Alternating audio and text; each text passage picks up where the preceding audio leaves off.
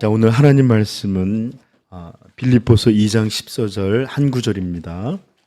빌립보서 2장 14절 읽겠습니다. 모든 일을 원망과 시비가 없이 하라. 아멘. 지금까지 저는 12절, 13절의 말씀을 교회적인 차원이 아니라 개인적인 차원에서 여러분들에게 전했습니다. 그래서 12절 말씀, 두렵고 떨림으로 너희 구원을 이루라라는 이 말씀을 통해서 각 개인 안에 이루어지는 점진적인 구원, 즉 성화의 말씀으로 여러분들에게 전했던 것이죠. 그러나 여러분, 엄밀하게 말씀드려서 지금 우리가 살펴보고 있는 이 말씀들은 1장 27절부터 2장 18절까지 전부 빌립보 교회가 당한 상황이라든지 그들이 처한 문제들에 대한 교회적이고 목회적인 차원에서의 말씀들이 사실은 이 내용들입니다. 그러하기에 어떤 이들은 그 12절이나 13절 같은 말씀도 개인적인 차원에서가 아니라 교회적으로 또는 목회적인 말씀으로 전해야지 개인적인 차원에서 이것을 설명하면 안 된다라고 하시는 분들도 있어요. 그러나 여러분, 교회라는 것이 예수 그리스도를 영접한 하나하나의 사람들이 모여있는 공동체고 모임이잖아요. 그렇죠? 그리고 결국 교회적인 차원의 말씀도 결국은 한 사람 한 사람의 참된 변화를 통해서 이루어지는 거예요. 그렇죠? 그러므로 우리는 여기서 참된 기독교란 어떤 것인지를 다시 한번 기억하게 되는데, 생각하게 되는데, 성경은 한 번도 어떤 조직이나 제도나 프로그램이나 문화, 어떤 것들에 대한 변화와 변혁, 이런 것들을 통해서 무언가를 바꾸려는 그런 것들을 우리에게 제시해 준 적이 없어요. 요즘 교회들은 자꾸 그런 것들을 하려고 하지만 성경은 사실 그런 것이 아니에요. 오직 우리 주 예수께서는 성령과 복음을 통해 한 개인의 변화, 다시 태어남, 이런 변혁, 이런 것들을 통해 이 땅의 모든 요소들이 바뀌어가고 변화되고 새롭게 되는 일들을 작정하신 것이 바로 우리 주님의 뜻입니다. 그러므로 세상과 교회, 우리는 다 변화를 위해서 기도하고 소망하고 있어요. 그러나 이것은 근본적으로 한 개인, 정확히 말하면 우리 자신의 변화에서부터 사람 자체가 바뀌는 것, 이런 것에서 시작되어야 합니다. 그리고 이런 사람의 변화는 절대로 우리 스스로나 세상에 있는 어떤 자원으로도 이루어질 수가 없고, 오직 우리 주 하나님 한 분, 이분만이 사람을 변화시킬 수 있습니다. 아멘. 네. 그러므로 교회를 위한 목양의 말씀이라도 한 영혼 안에서 이루어지는 새로운 변화들, 거룩해짐들, 구원들을 말하지 않을 수 없는 것입니다. 여러분, 주님은 교회를 바꾸시기 위해 다른 어떤 것이 아니라 성도를 변화시키십니다.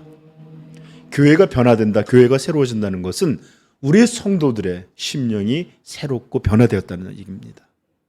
그러므로 하나님은 성도를 변화시키는데 어떻게? 예수 닮은 사람이 되게 하십니다. 또 다른 말로는 예수님과 같이 거룩한 존재가 되게 하시는 것입니다. 아멘. 그러므로 다시 한번 말씀드릴게요. 교회의 변화, 개혁, 이런 것들은 어떤 프로그램, 어떤 방식, 어떤 것에 의해서 이루어지는 것이 아니라 오직 성령과 말씀으로 이루어지는 것임을 여러분 굳건히 믿기를 바라요. 우리 한 사람 한 사람이 더욱 복음에 합당한 사람이 되어가는 것, 이게 바로 교회가 새로워지는 그런 일입니다. 이것들을 위해서 기도하시고 자신이 교회의 일부로서 내가 변하는 일이 교회가 변하는 일이다, 라는 것을 여러분 믿고서 기도하시길 바랍니다. 자, 이제 우리 원래 성경이 우리에게 보여줬던 교회적인 차원의 이제 교회적인 관심의 문제로 말씀 한번 돌아와 보십시다. 사도는 이제 이렇게 14절에 이렇게 말하고 있습니다. 모든 일을 원망과 시비가 없이 하라. 즉 모든 일을 행함에 있어서 원망하지 말아라, 시비 없이 행하라, 이런 말씀이에요. 여러분 저 좀 보세요. 아마 여러분 교회에서 가장 빈번한 죄에 대해서 만약에 순위를 매겨봅시다. 매겨본다면 어떤 게 1위가 될까요? 1위. 저는 단연코 첫 번째가 원망입니다 이렇게 말하면 아쉬운 죄들이 있어요. 교만의 죄든지 자기 사랑의 죄든지 이런 게 나도 1등 할 수 있는데 이러고 있어서 감히 1등이다라고 말하는 것은 좀 과하게 여길지 모르지만 그러나 분명하게 이 원망의 죄가 선두권에 있다는 것은 정말 분명할 것 같아요. 교회에 아주 빈번한 죄 중에 반드시 원망의 죄는 선두권에 있습니다. 원망, 이것은 공기스모스라는 단어가 쓰였는데 불평을 말하는 단어였고 뜻이 불만, 투덜거림, 수군거리지 말라 할 때 이런 것들을 말하는 것처럼 속삭임, 이런 것들의 뜻을 갖고 있는 것입니다. 여러분 이 원망의 죄가 얼마나 흔하고 쉽게 이루어지는지 한번 생각해 보신 적이 있습니까? 여러분 저 좀 보세요. 어떤 사람들을 보면 유독 불평, 불만이 많은 사람들이 있습니다. 스머프에 보면 투덜이라고 있었죠. 뭐든지 그냥 투덜, 나나 싫어 막 이러면서 정말 말만 꺼냈다 하면 불평이고 원망인 사람들이 있어요. 모든 게 다 잘못됐고 모든 것이 틀렸고 모든 것이 불만이에요. 이런 사람들의 특징이 하나 뭔지 압니까? 모든 것에서 잘못된 것, 불만 이런 것들을 발견하거든요. 근데 자기 자신의 잘못된 것, 자기 자신의 어떤 것들은 모자람 이런 것들만 보지를 못해요. 왜 그러는지는 제가 나중에 더 잘 설명할게요. 이렇게 참 유독 이렇게 모든 것을 꺼냈다 그러면 그렇게 말하는 분들이 있어요. 저는 이런 분들이 절대로 바른 성도라고 생각할 수 없습니다. 여러분도 오늘 설교 들어보면 이것은 성도의 바른 모습이 아니구나. 더 나아가서는 이것은 성도일까라고 의심해 볼 정도로 이것은 성도다움과는 복음에 합한 것과는 정말 거리가 먼 일이에요. 자, 여러분 이런 사람이 있지만 이런 사람이 아니라도 정말 누구든 그리고 너무 쉽고 흔하게 이렇게 교회 가운데서 일어나는 이런 일들이 바로 원망의 말들입니다. 때로 과한 태도를 가지지 않고 부드럽게 말하는 태도를 가진다 해도 뭐 이렇게 좀 우리 조심스럽게 아주 간접적으로 말하고 꼭 그런 게 맞나? 뭐 아니면 또 그래야 되나? 뭐 이렇게 조용히 얘기한다 치더라도 이런 모든 불만이나 불평이나 이런 것들 가운데 중심에 있는 것은 바로 어떤 원망의 마음이에요. 원망. 정말 이런 일들은 너무 광범위하고 흔하고 자주 우리 성도들 가운데 일어나고 있는 일들입니다. 그렇다면 도대체 어떤 것들에 대해서 원망할까요? 한번 생각해 보신 적 있습니까? 원망은 어떤 것들을 하죠? 대답부터 할게요. 모든 것입니다. 모든 것이 불평과 불만의 대상이 될 수 있어요. 목회자에 대해서 우리 목사님은 사랑이 없고 뭐 어떻게 뭐 인물이 왜 저렇게 생기고 말투는 왜 옷은 또 뭐 이러면서 다 불명이 생길 수 있어요. 설교에 대해서 우리를 이해해주고 감싸주고 힘든데 이런 게 아니라 그냥 맨날 정죄하고 뭐 이런 불평도 가질 수 있고요. 제 태도나 말씨나 모든 것이 될 수 있어요. 심지어 교회 예배에 대해서도 마찬가지입니다. 왜 시간이 12시 반, 12시고 설교는 왜 이렇게 긴 것이고 찬양도 그냥 한두 개만 하면 이런 거부터 해갖고 별의별 우리는 왜 이 찬양을 맨날 이런 것만 하나 이런 얘기도 할 수 있고 대식성도 눈이 지금 아니, 내가 가르치는 거 아니에요. 또 모임에 대해서도 마찬가지입니다. 꼭 그런 걸 모여야 되나 뭘 해. 심지어 왜 교회는 이렇게 거리가 멀고 심지어 다른 교회는 주차는 이렇고 정말 모든 것이 그런 것들의 대상이 되기도 합니다. 그리고 이런 것들은 또 서로가 서로에게 아마 오늘 본문이 말하는 것은 서로가 서로에게가 아마 주된 내용일 거예요. 왜 저 사람은 내가 인사를 하는데 받지를 않네? 왜 내 말 무시해? 부터 아니면 왜 그렇게 말해? 아니면 또 왜 그렇게 해?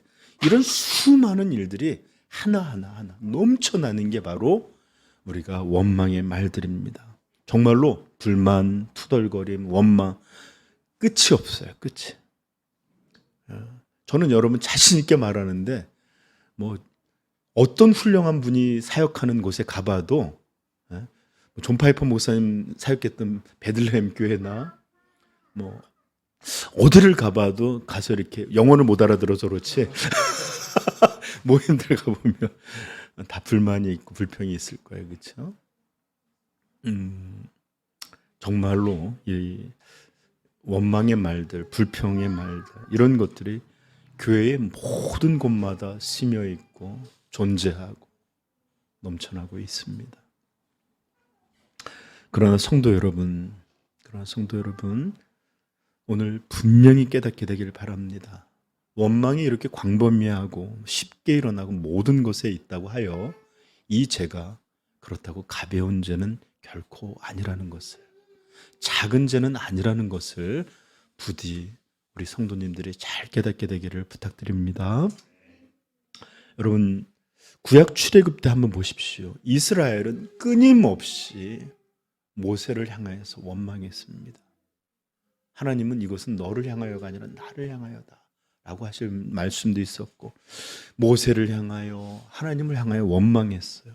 어떤 때는 물이 없다고 원망했고, 어떤 때는 그런 적이 없으면서도 애굽에서 우리가 솥단지에서 고기 먹던 것이 그립다고 그러면서 또 원망했고, 이제 가나안에 다 입성했을 때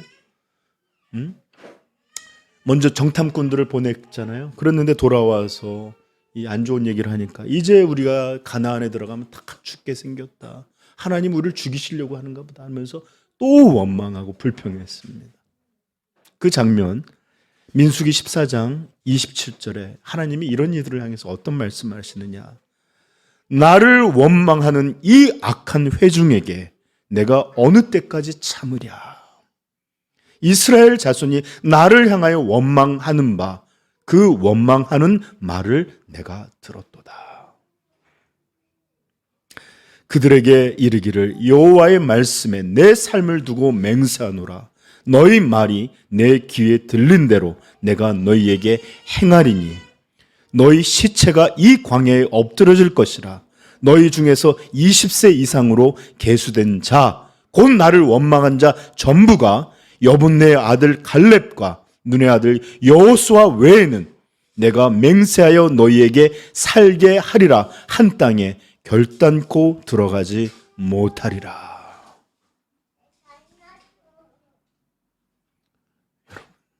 원망은 내가 좀 속상해서 그래요. 아니에요. 죄예요.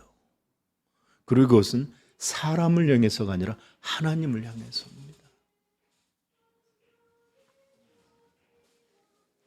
그리고 하나님은 이것을 들으시고 들은 대로 심판하시리라 말씀하셨어요. 고린도전서 10장 10절에 이런 말씀 나옵니다. 그들 가운데 어떤 사람들이 원망하다가 멸망시키는 자에게 멸망하였나니 너희는 그들과 같이 원망하지 말라. 그러기 그들에게 일어난 이런 일은 본보기가 되어 또한 말세를 만난 우리를 깨우치기 위하여 기록되었느니라. 왜 이스라엘의 이런 원망, 이스라엘의 하나님을 향한 불만, 이런 투덜거리 왜 기록되었느냐? 여기서 말하는 거예요. 본보기가 돼요. 말세를 만난 우리들을 깨우치기 위해서 이런 것들을 다 빼지 않고 기록하였다라는 거예요. 여러분, 구약만 그랬습니까? 신약에서 똑같은 일이 계속 반복됩니다. 여러분, 초대교회에 큰 부흥이 일어났잖아요. 그렇죠? 3,000명, 5,000명. 그런데 사단도 가만히 있지 않고 교회를 흔들었어요. 첫째는 사도들을 핍박하고 이런 일들로 믿는 자들을 무섭게 했습니다. 두 번째는 아나니아 삽바리를 통해서 교회에 헛된 것들이 들어오고 자기 자랑 이런 것들이 들어온 교회를 타락시키려고 했어요. 그리고 세 번째 시험이 바로 어떤 일이었느냐? 바로 원망하게 하는 일이 들어오는 일을 바로 사도행전 6장에 기록되는 6장 1절입니다. 그때의 제자가 더 많아졌는데, 여러분, 이렇게 부흥에 있고 성도들도 신앙이 회복되어야 될 때마다 항상 어떤 시험의 문제, 원망의 문제를 만나게 돼요. 오늘날은 정말 시험을 왜 이렇게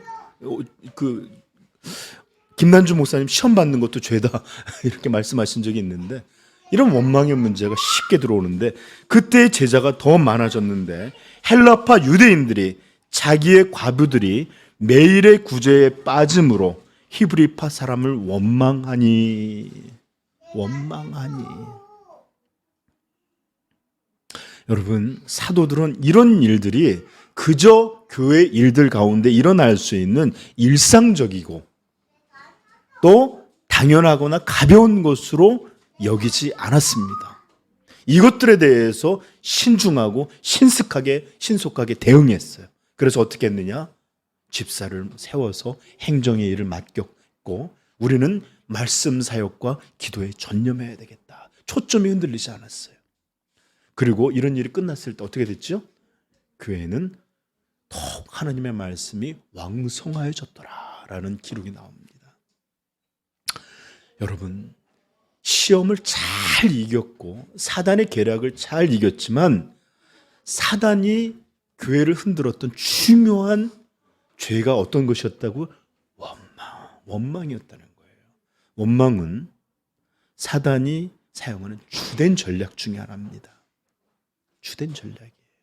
이런 것들, 시비, 이런 것들이 어떤 우리 마음에 시험거리가 되고 원망이 되고 불만들이 쌓이잖아요. 이것은 결코 작은 죄들이 아니고 교회를 어지럽히고 교회가 흔들리게 되는 아주 중요한 사단의 공격이 되는 것입니다. 그러므로 유다서 1장 15절에 이런 말씀이 나옵니다. 찾아볼까요? 유다서 1장 15절입니다.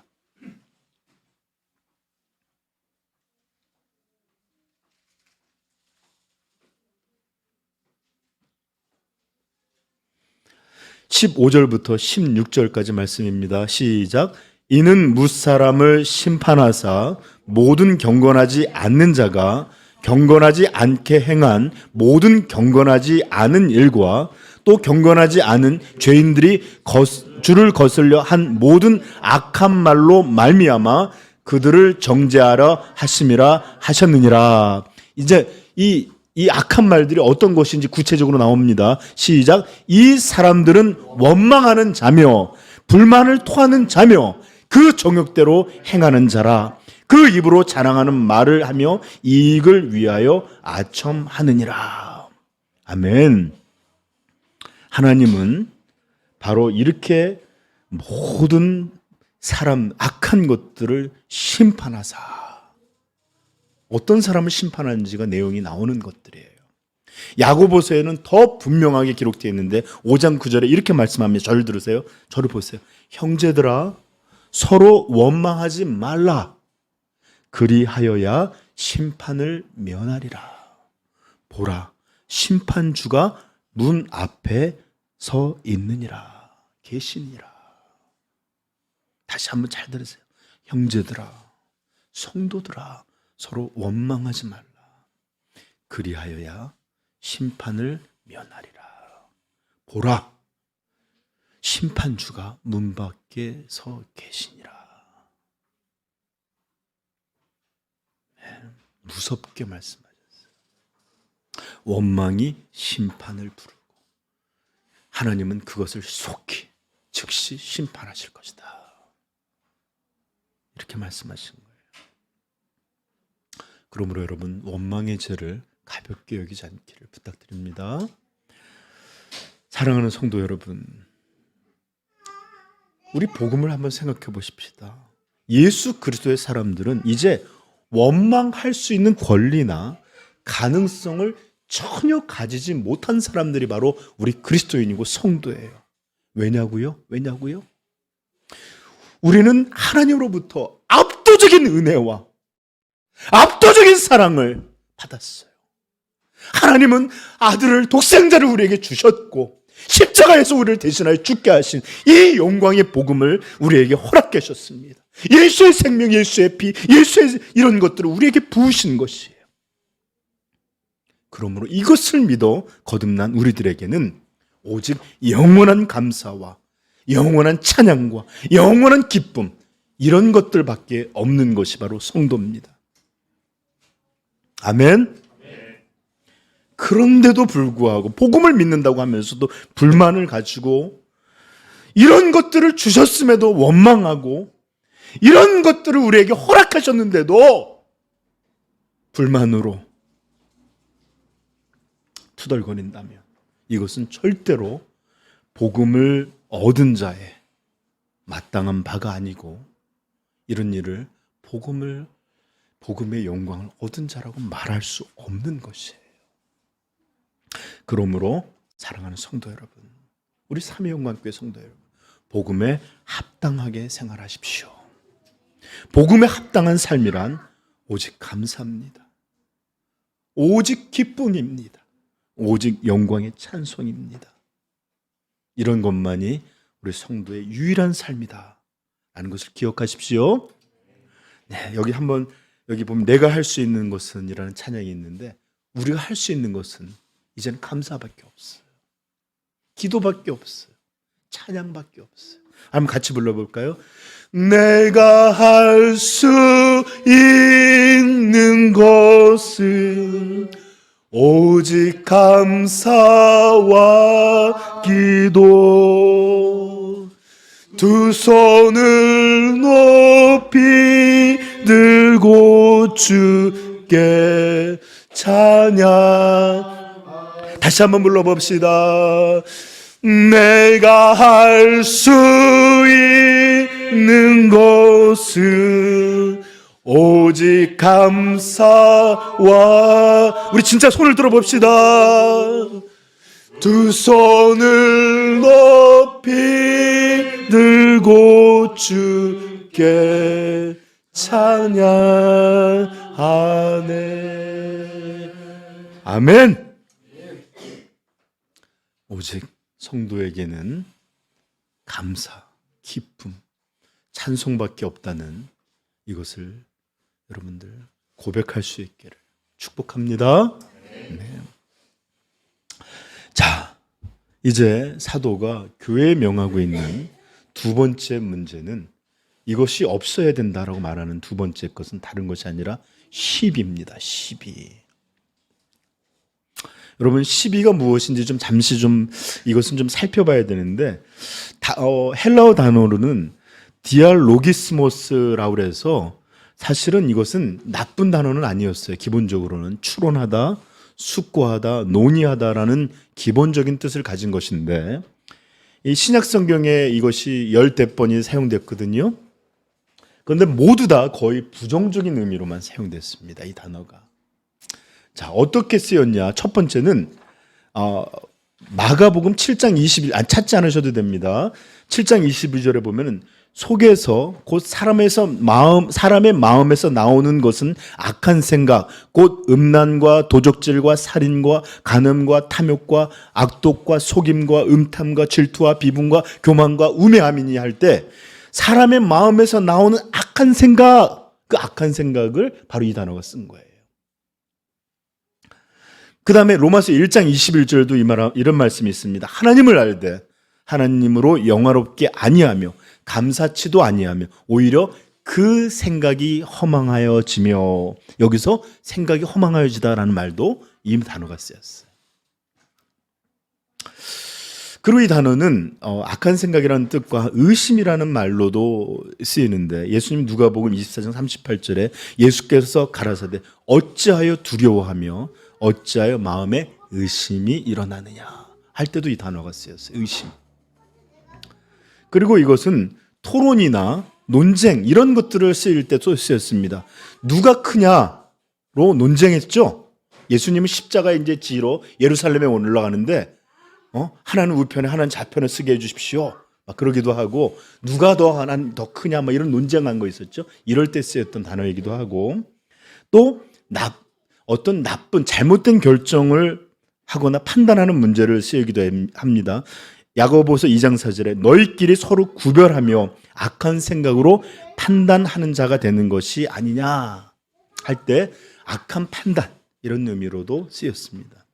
그러므로 이 단어는 조금 우리가 전체적인 의미에서 이해를 해야 되는데, 여기서 등장하는 말도 부정적인 의미로서 서로가 서로에게 나쁜 생각들을 하고 서로 의심하고 서로 내가 맞네, 네가 맞네, 내가 잘났네, 누가 낫네 이렇게 논쟁하고 저것들을 악하게 판단하고 이런 총체적인 의미를 가진 단어가 바로 시비라는 거예요.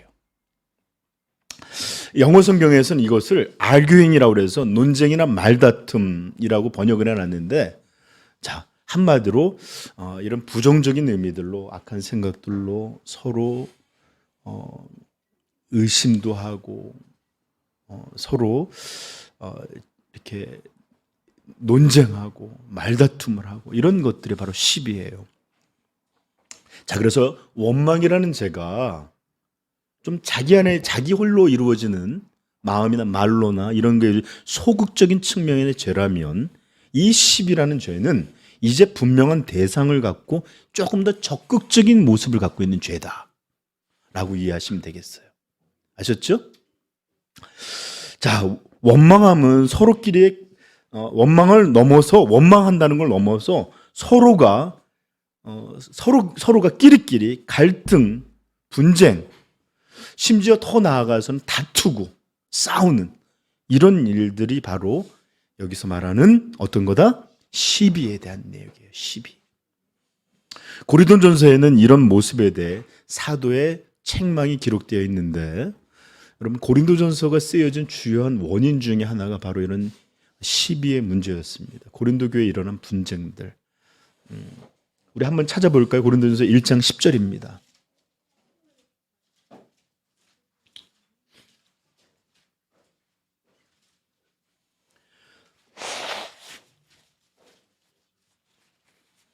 (10절부터) 13절까지 우리 같이 한번 읽어볼까요? 형제들아, 내가 우리 주 예수 그리스도의 이름으로 너희를 권하노니 모두가 같은 말을 하고 너희 가운데 분쟁이 없이 같은 마음과 같은 뜻으로 온전히 합하라. 분쟁이 없이, 시비하지 말라는 얘기죠. 계속 나옵니다. 내 형제들아, 근로의 집 편으로 너희에 대한 말이 내게 들리니 곧 너희 가운데 분쟁이 있다는 것이라. 내가 이것을 말하거니와 너희가 각각 이르되 나는 바울에게, 나는 아볼로에게, 나는 게바에게, 나는 그리스도에게 속한 자라 한다는 것이니, 그리스도께서 어찌 나뉘었으며 바울이 너희를 위하여 십자가에 못 박혔으며 바울의 이름으로 너희가 세례를 받았느냐.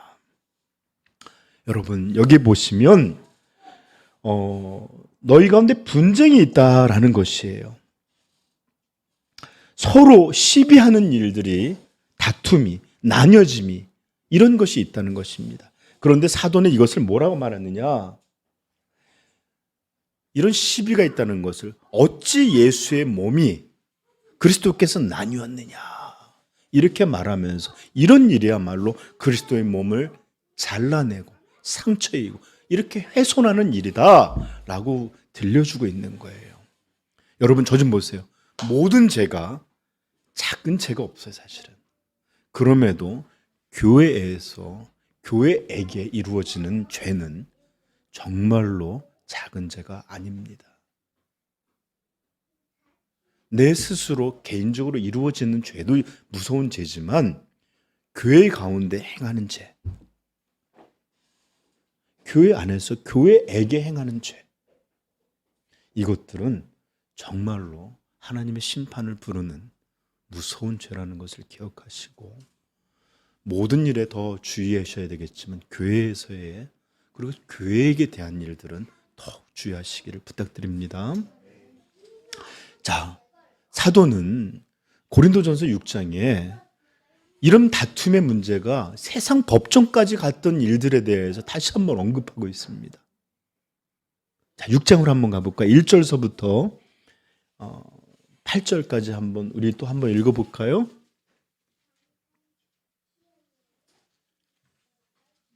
다툼이 있다는 것 자체도 지금 큰 죄예요. 그죠? 그런데 이것을 세상 법정에까지 끌고 갔던 일이 이제 고린도 교회에 일어난 겁니다. 자, 보십시다. 너희 중에 누가 다른 이와 더불어 다툼이 있는데 구태여 불의한 자들 앞에서 고발하고 성도 앞에서 하지 아니하느냐? 성도가 세상을 판단할 것을 너희가 알지 못하느냐? 세상도 너희에게 판단을 받겠거늘 지극히 작은 일 하나 일 판단하기를 감당하지 못하겠느냐? 고린도전서 6장 3절입니다. 우리가 천사를 판단할 것을 너희가 알지 못하느냐? 그러하거든 하물며 세상 일이랴. 그런즉 너희는 세상 사건이 있을 때에 교회에서 경히 여김을 받는 자들을 세우느냐? 내가 너희를 부끄럽게 하리 하여 이 말을 하노니 너희 가운데 그 형제간의 일을 판단할 만한 지혜 있는 자가 이같이 하나도 없느냐? 형제가 형제와 더불어 고발할 뿐더러 믿지 아니하는 자들 앞에서 하느냐?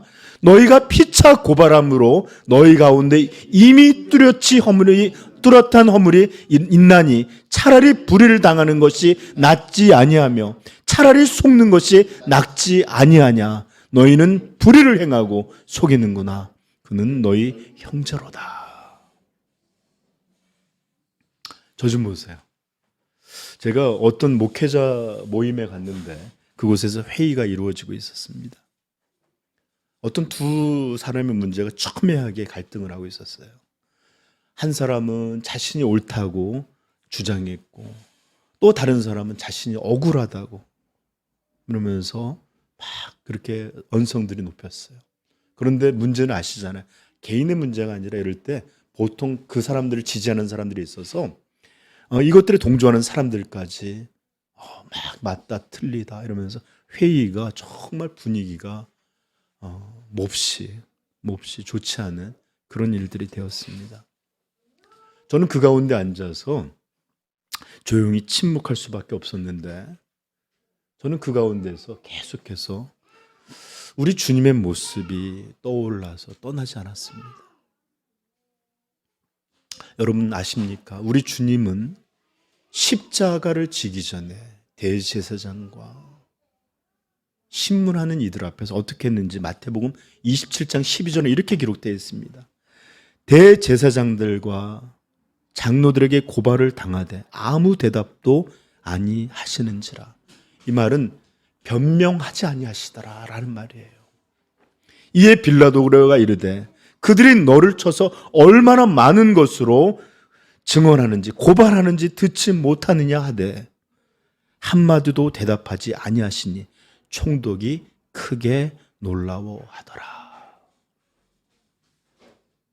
여러분 일반적인 일은 그렇지 않아요. 누가 잘못했다 그러면 다 변명하고 자기 정당성을 말하고 이렇게 이런 것들을 말하는 게 정상이에요. 그런데 그렇게 많은 쳐서 고발하고 증언, 거짓으로 하는데도 불구하고 예수께서는 우리 주님께서는 아무 말도 그것에 대하여 대응하지 아니하시고 오히려 빌라도가 이르되 저렇게 쳐서 너한테 고발하고 증언하는 것을 듣지 못했느냐? 그런데도 불구하고 그는 조용히 잠잠하게 있었습니다. 그러니까 총독이 이것을 향해서 크게 놀라워하였더라. 여러분 이것은 복음서마다 기록되어 있는 내용들이에요. 그래요. 여러분 저 좀 보세요. 우리 주님은 이사야가 예언했던 그 고난의 주인처럼 구세주로서 그 모습을 유지하셨는데 이사야는 이렇게 말합니다. 그는 실로 우리의 질고를 치고 우리의 슬픔을 당하였거늘 우리는 생각하기를 그는 징벌을 받아 하나님께 맞으며 고난을 당한다 하였노라. 그가 찔림은 우리의 허물 때문이요 그가 상함은 우리의 죄악 때문이라. 그가 징계를 받음으로 우리는 평화를 누리고 그가 채찍에 맞음으로 우리는 나음을 받았도다. 우리는 다 양 같아서 그릇 행하여 각기 제 길로 갔거늘 여호와께서는 우리 모두의 죄악을 그에게 담당시키셨도다. 그가 곤욕을 당하며 괴로울 때에도 그의 입을 열지 아니하였으며 마치 도수장으로 끌려가는 어린 양과 털 깎는 자 앞에 잠잠한 양같이 그의 입을 열지 아니하였도다. 저는 항상 이사야 이 말씀을 볼 때마다 예언이 아니라 오히려 이루어진 일을 기록한 것처럼 보입니다. 여러분, 만약 예수께서 우리에게 보이신 이런 모습대로 아마 이 목회자 모임 가운데 이런 일이 있었다면 절대 그들 분쟁하지 않았을 것입니다. 다투지 않았을 것입니다. 그렇게 혼란한 모습 만들지 않았을 것이에요. 억울한 사람이 있을 수 있죠. 그래도 주님을 생각하면서 참았을 것이고 또 그렇다면 이렇게 복잡해지지 않았을 거예요. 만약 한쪽, 둘 중에 한쪽 이런 사람이 있었다면 저는 만약에 정말 조용히 참고 침묵하는 이런 사람이 있었다면 저는 누가 옳은지는 판단할 수 없을지 몰라요. 제가 하나님 아니니까. 그래도 저는 어떤 이가 더 신앙적으로 행하고 어떤 이가 주님의 모습을 담고자 애쓰는지를 분명히 알고 보았을 것입니다. 그러나 안타깝게도 아무도 그러하지 아니하였습니다. 아무도.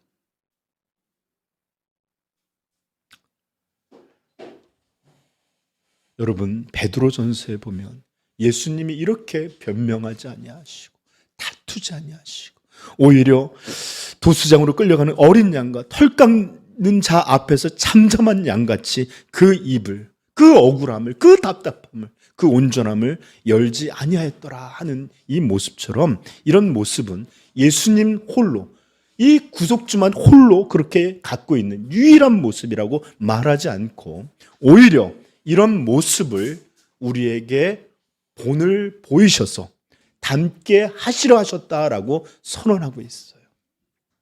베드로전서 찾아보십시다. 2장 19절입니다. 19절부터 계속 읽어볼 거예요.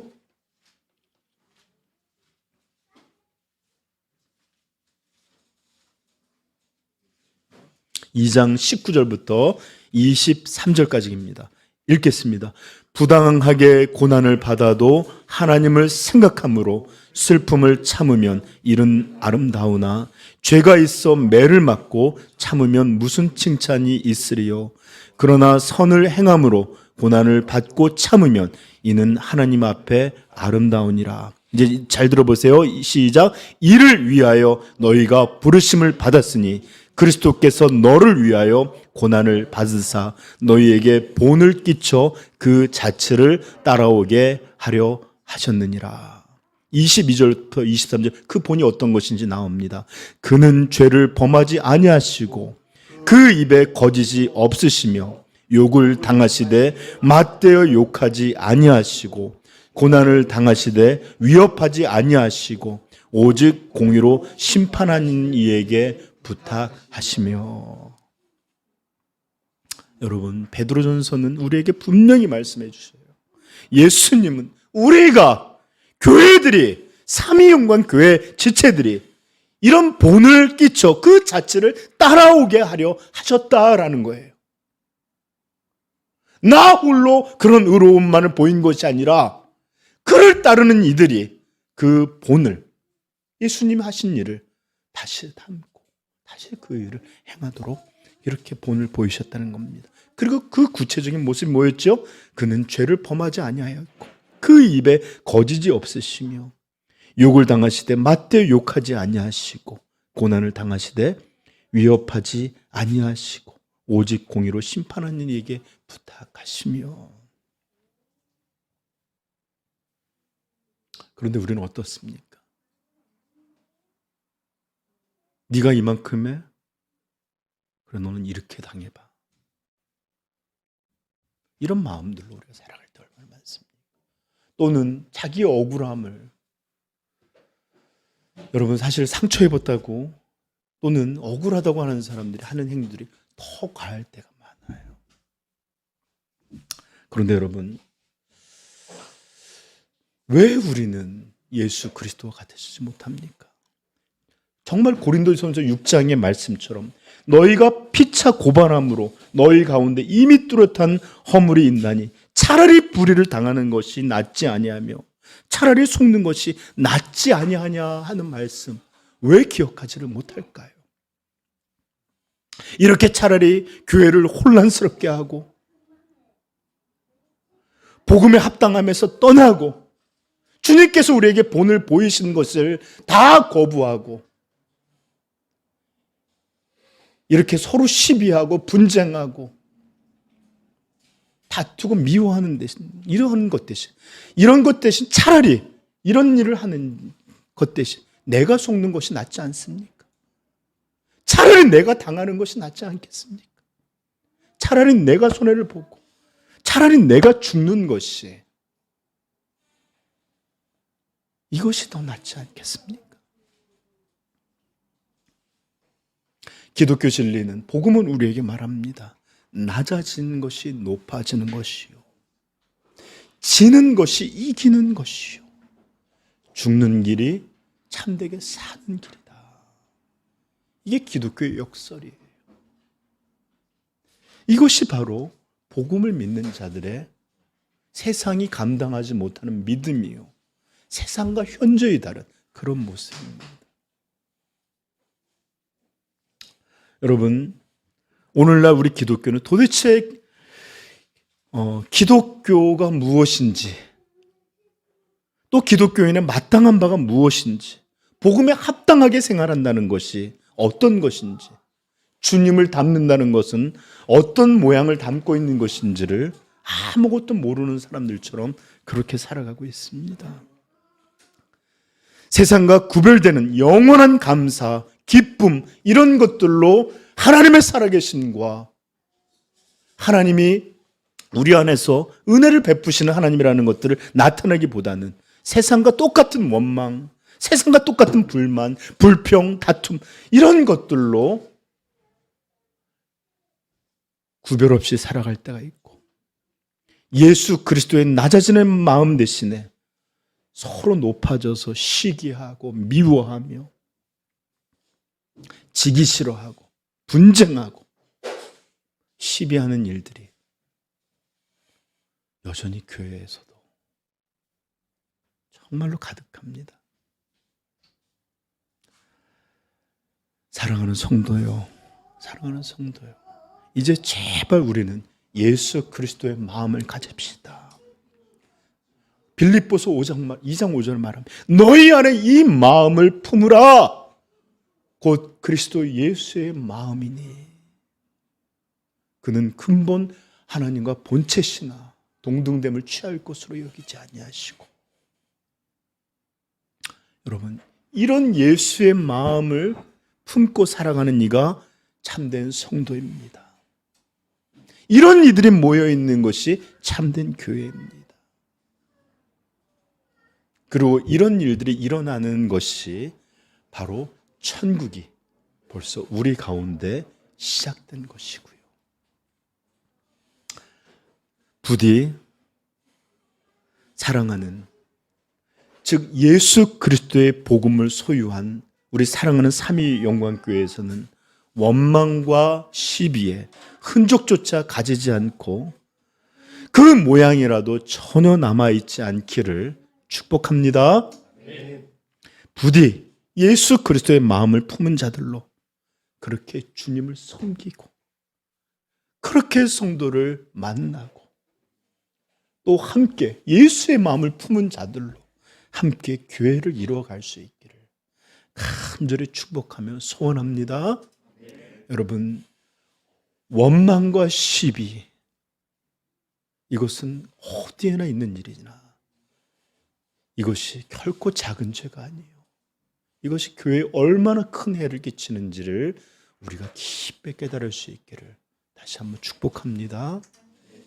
오직 예수 그리스도의 마음, 이 마음만이 원망과 시비 없이 참된 교회와 참된 자녀됨과 참된 천국의 아름다움을 보여줄 것입니다.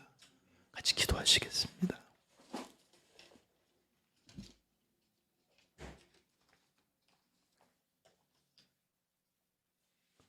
여러분, 이 시간에 정직히 우리